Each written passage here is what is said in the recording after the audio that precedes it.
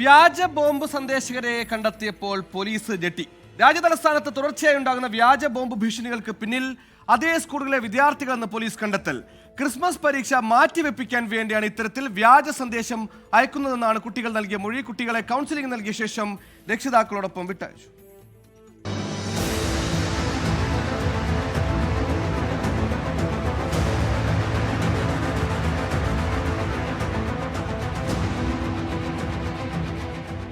കുറച്ചധികം ദിവസങ്ങൾ വിമാനങ്ങൾക്ക് നേരെയുള്ള വ്യാജ ബോംബ് ഭീഷണി സന്ദേശങ്ങളിൽ പൊറുതിമുട്ടിയിരിക്കുകയായിരുന്നു അധികൃതർ.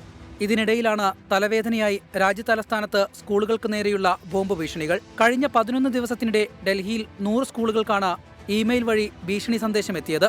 സ്കൂളുകൾക്ക് അവധി നൽകി ബോംബ് സ്ക്വാഡും പോലീസും എത്തി പരിശോധന നടത്തി ഒന്നും കണ്ടെത്താനാകാതെ മടങ്ങുന്നതും പതിവായിരുന്നു.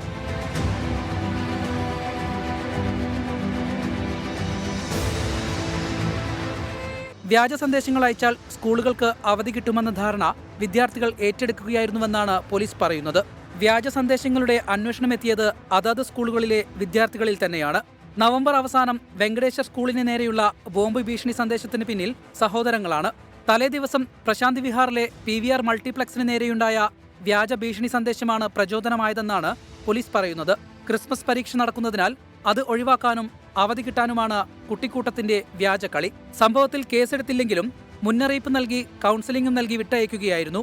ഇതിനു പുറമെ പശ്ചിമ ബിഹാറിലെ രോഹിണിയിലെയും സ്കൂളുകൾക്ക് നേരെയുണ്ടായ ബോംബ് ഭീഷണികൾക്ക് പിന്നിലും വിദ്യാർത്ഥികൾ തന്നെയാണെന്ന് കണ്ടെത്തിയിട്ടുണ്ട്. കാരണം മുൻപത്തേതിന് സമാനം തന്നെ. ഇമെയിൽ സന്ദേശത്തിന്റെ ലൊക്കേഷൻ കിട്ടാതിരിക്കാൻ VPN ഉപയോഗിച്ചാണ് വ്യാജന്മാരുടെ സന്ദേശങ്ങൾ.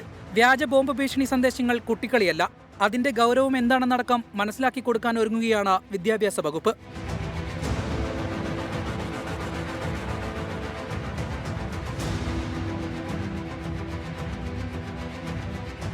24 ഡൽഹി.